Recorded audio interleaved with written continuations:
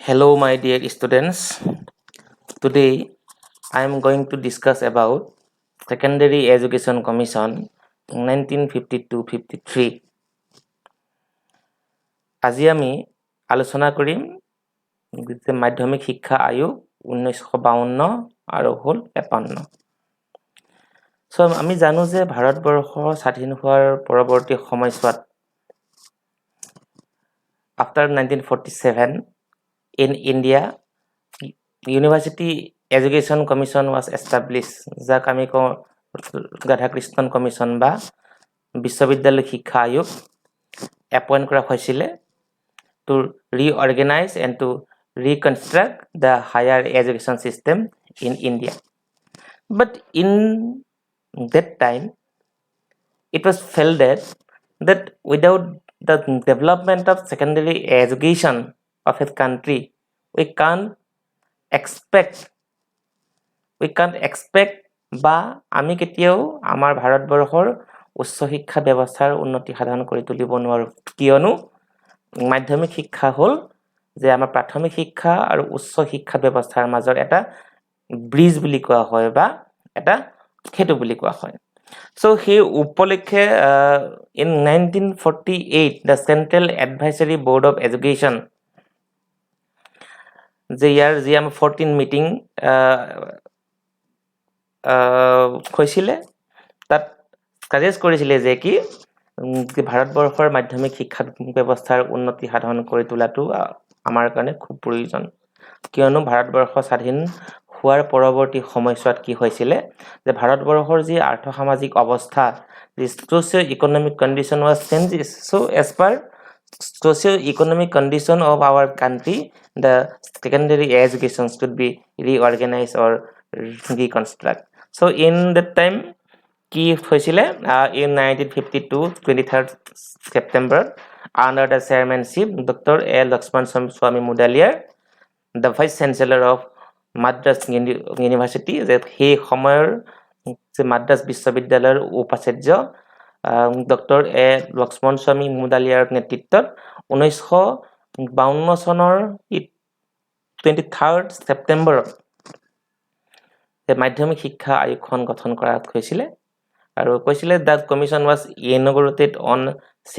October 1952 inaugurate কৰা হৈছিল it submitted its report on June 1953 so এই যি নেকি আমাৰ সেকেন্ডাৰী এডুকেশন কমিশন এই সেকেন্ডাৰী এডুকেশন কমিশন খনক সাধাৰণতে যে আসলতে মুদালিয়াৰ কমিশন বুলি কোৱা হয় ইট মিন্স আমি ক'ব পাৰো the secondary education commission is also called as Mudaliar commission why যে কিয়নো ডক্টৰ এ লক্ষ্মণ স্বামী মুদালিয়াৰ এই আয়োগখনৰ সভাপতি আছিল বা চেয়াৰম্যান আছিল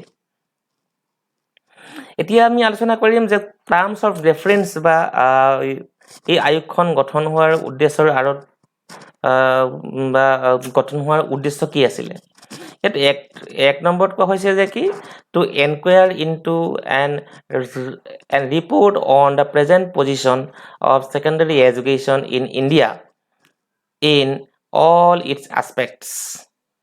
কৈছিলে যে ভাৰতবৰ্ষৰ সেই সময়ৰ বৰ্তমান সময়ৰ বা সেই সময়ৰ ভাৰতবৰ্ষৰ যি মাধ্যমিক শিক্ষা ব্যৱস্থা সেই মাধ্যমিক শিক্ষা ব্যৱস্থাৰ অৱস্থান আৰু স্থিতি সম্পৰ্কে অধ্যয়ন কৰি তুলি তাৰ ওপৰত প্ৰতিবেদন প্ৰস্তুত কৰি তোলা আৰু নম্বৰ 2 কোৱা হৈছিলে যে কি to suggest measure for its reorganization and improvement with particular reference to the aims, organizations and content of secondary education যে মাধ্যমিক শিক্ষাৰ বিষয়বস্তু কেনে হ'ব উদ্দেশ্য কেনে হ'ব সংগঠনবোৰ কেনে হ'ব its relationship to primary basic and higher education যে মাধ্যমিক শিক্ষা আৰু আসলতে আমাৰ প্ৰাথমিক শিক্ষা আৰু বুনিয়াদী শিক্ষা আৰু উচ্চ শিক্ষাৰ মাজৰ সম্বন্ধবোৰ কেনে ধৰণৰ হ'ব আৰু কৈছে যে the interrelation of secondary schools of different types যে বিভিন্ন পৰ্যায়ৰ বা আসলে বিভিন্ন ধৰণৰ যিমানবোৰ নেকি মাধ্যমিক বিদ্যালয়বোৰ আছে সেইবোৰৰ মাজত কেনে ধৰণৰ আন্তঃ সম্বন্ধবোৰ গঢ় দি তুলিব আৰু একেবাৰে শেষত কৈছিলে other allied problems so that a sound, reasonable, uniform system of secondary education suited to our needs, and resources may be provided for the whole country. ইয়াত তুমি এজ এ হোল আমি ক'ব পাৰো যে কি যে আমাৰ এটা আসলতে কুৱেশ্যন আহিব পাৰে যে কি যে why the secondary education commission was appointed, then তেতিয়া আমি ক'ব লাগিব the secondary education commission was appointed to reorganize and to reconstruct the whole secondary education system of India and to study the various problems in relation to secondary education in India. যে মাধ্যমিক শিক্ষা ব্যৱস্থাক সংস্কাৰ আৰু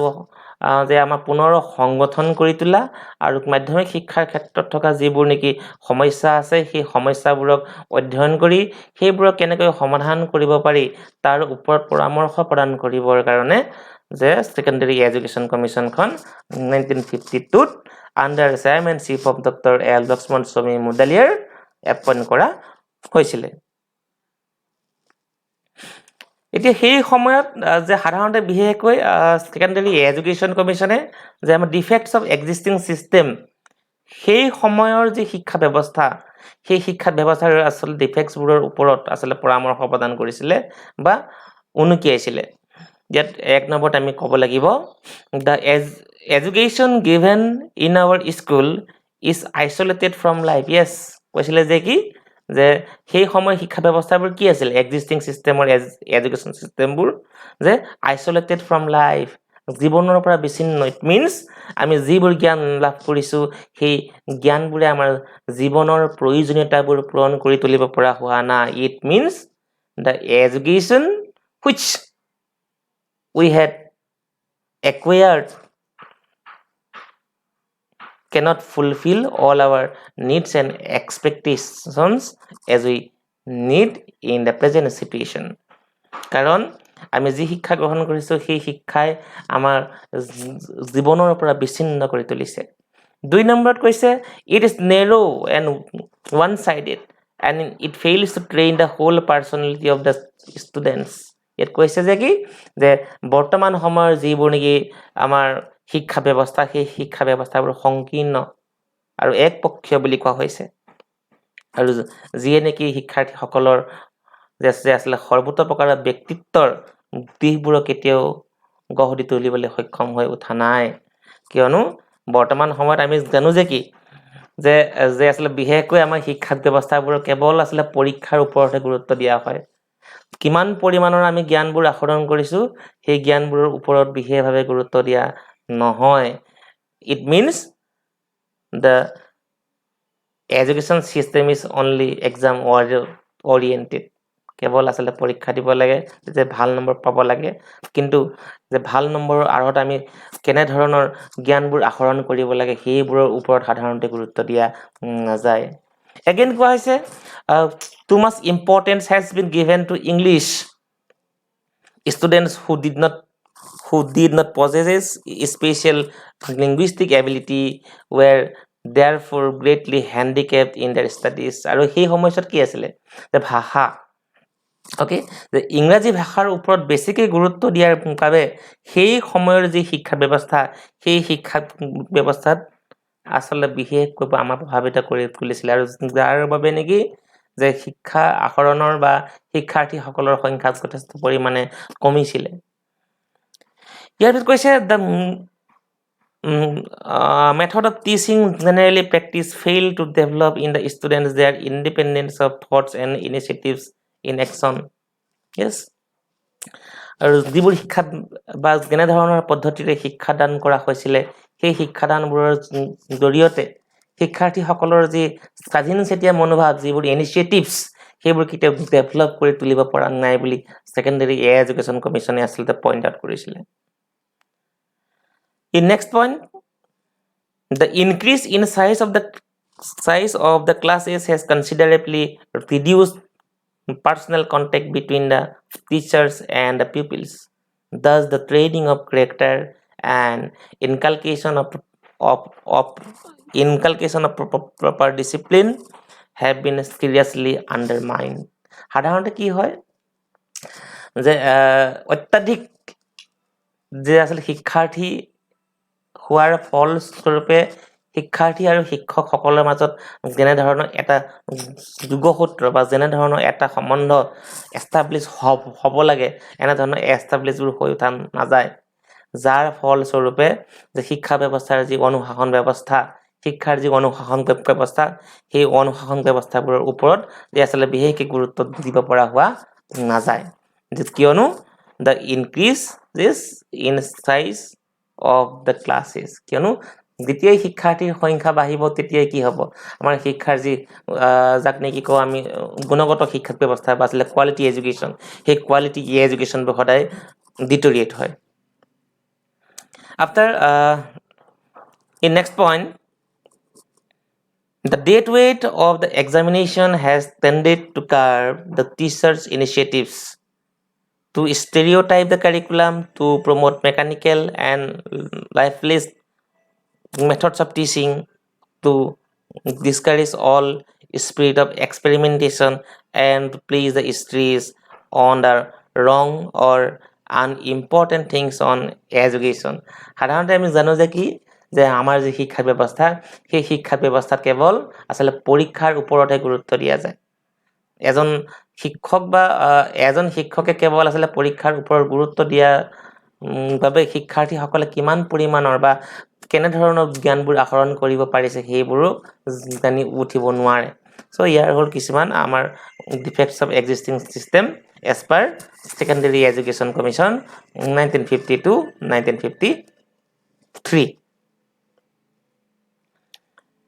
এতিয়া আমি আলোচনা কৰিম যে আমাৰ defects of the existing curriculum as mentioned by Secondary Education Commission যে মাধ্যমিক শিক্ষা আয়োগে আমাৰ যি মাধ্যমিক শিক্ষা ব্যৱস্থাৰ যি আমাৰ পাঠ্যক্ৰম সেই পাঠ্যক্ৰমবোৰৰ কিছুমান আখুৱাহ তেওঁ উল্লেখ কৰিছিলে সেই আখুৱাহবোৰ বা ডিফেক্টছবোৰ আজি আমি আলোচনা কৰিম এক নম্বৰত কৈছিলে যে the present curriculum is narrow যে বৰ্তমানৰ যি আমাৰ পাঠ্যক্ৰম সেই পাঠ্যক্ৰমবোৰ কি বুলি কোৱা হৈছে যে সংকীৰ্ণ হোৱাৰ বাবেই শিক্ষাৰ্থীসকলে সদায় জীৱনৰ পৰা বিচ্ছিন্ন হ'ব লগা হৈছে ইয়াৰ পিছত ক'ব পাৰি যে it is bookish and theoretical yes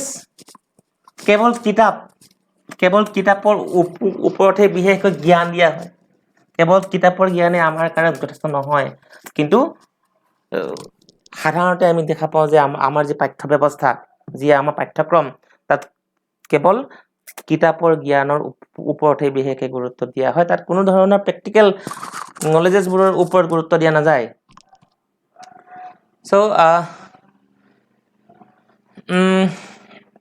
ইয়াৰ পিছত কৈছিলে যে কি যে it is overcrowded and does not provide rich and significant contents overcrowded and does not provide rich and significant content ইমানেই বিষয়বস্তু সন্নিবিষ্ট কৰা আছে যে শিক্ষাৰ্থীসকলে কেনে ধৰণৰ জ্ঞানবোৰ আহৰণ কৰিব বা গুৰুত্বপূৰ্ণ বিষয়বোৰ সাধাৰণতে তাত আমি দেখা নাপাওঁ আমাৰ যিবোৰ নেকি পাঠ্যক্ৰম 4 নম্বৰত কৈছে যে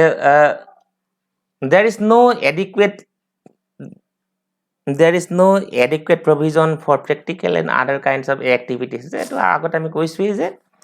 কোনো ধৰণৰ আমাৰ ব্যৱহাৰিক জ্ঞানৰ ওপৰত বিশেষকৈ গুৰুত্ব দিয়া নাযায় কেৱল যে থিওৰিটিকেল নলেজৰ ওপৰতহে যে সাধাৰণতে বিশেষকৈ গুৰুত্ব দিয়া দেখা যায় again in number 5 it does not cater to the various needs and capacities of the adolescents মাধ্যমিক শিক্ষা ব্যৱস্থাই এই বয়স্কসকলক যেনে ধৰণেৰে তেওঁলোকৰ প্ৰয়োজনবোৰ ফুলফিল কৰিব লাগিছিলে তেনে ধৰণেৰে সাধাৰণতে ফুলফিল কৰি তুলিব পৰা হোৱা নাই আজি যদি আমি ক'বলৈ যাওঁ যে সেকেন্ডাৰী এডুকেশ্যন বা যি আমাৰ মাধ্যমিক শিক্ষা ব্যৱস্থা সেই মাধ্যমিক শিক্ষা ব্যৱস্থা বয়সন্ধি কালৰ অন্তৰ্গত বয়সন্ধি কালৰ যিবোৰ প্ৰয়োজন আছে যিবোৰ দৈহিক মানসিক প্ৰয়োজনবোৰ আছে যিবোৰ সমস্যাবোৰ আছে সেই সমস্যাবোৰ সমাধান কৰিব পৰাকে আমাক মাধ্যমিক শিক্ষা ব্যৱস্থাই আচলতে আমাৰ পাঠ্যক্ৰমবোৰ প্ৰস্তুত কৰি তুলিব পৰা হোৱা নাই according to Secondary Education Commission. And again কৈছে যে technical and vocational subjects are very much needed for India today, but the curriculum does not find room for these subjects. যে টেকনিক্যাল আৰু যে আমাৰ ভোকেশনাল সাবজেক্টছবোৰৰ ওপৰত গুৰুত্ব দিব লাগে ভাৰতবৰ্ষত, কিন্তু বৰ্তমান যি আমাৰ ভাৰতবৰ্ষৰ যিবোৰ নেকি পাঠ্যক্ৰম সেই পাঠ্যক্ৰমবোৰত এনে ধৰণৰ বিষয়বস্তুৰ ওপৰত সাধাৰণতে গুৰুত্ব দিয়া নাই। এণ্ড শেষত কৈছে যে curriculum is too much dominated by the examination, যে আমাৰ যিবোৰ নেকি পাঠ্যক্ৰম সেই পাঠ্যক্ৰমবোৰ কেৱল পৰীক্ষাৰ ওপৰতহে গুৰুত্ব দিয়া দেখা যায়, আৰু যাৰ ফলস্বৰূপে ল'ৰা ছোৱালী অত্যাধিকভাৱে মানসিক হেঁচাত ভুগিব লগা হয়। চ' এনেধৰণৰ ডিফেক্টছ অফ এক্সিষ্টিং কাৰিকুলামৰ যে বিষয়ে ছেকেণ্ডেৰী এডুকেশ্যন কমিশ্যন 1952-53 আচলতে বিশেষকৈ উল্লেখ কৰিছিলে। চ'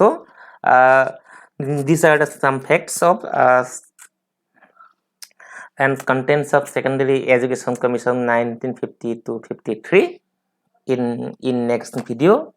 we will discuss about the principles of curriculum construction as mentioned by Secondary Education Commission and aims of secondary education as recommended by Secondary Education Commission. So আশা কৰো তোমালোকে এইখিনি বুজিব যে পাৰিছা, যে মুঠতে আমি বুজিব লাগিব যে in 1952-53 the Secondary Education Commission was appointed to reorganize and to reconstruct the whole secondary education system in India. So আশা কৰো তোমালোকে বুজিব পাৰিছা। Okay, thank you.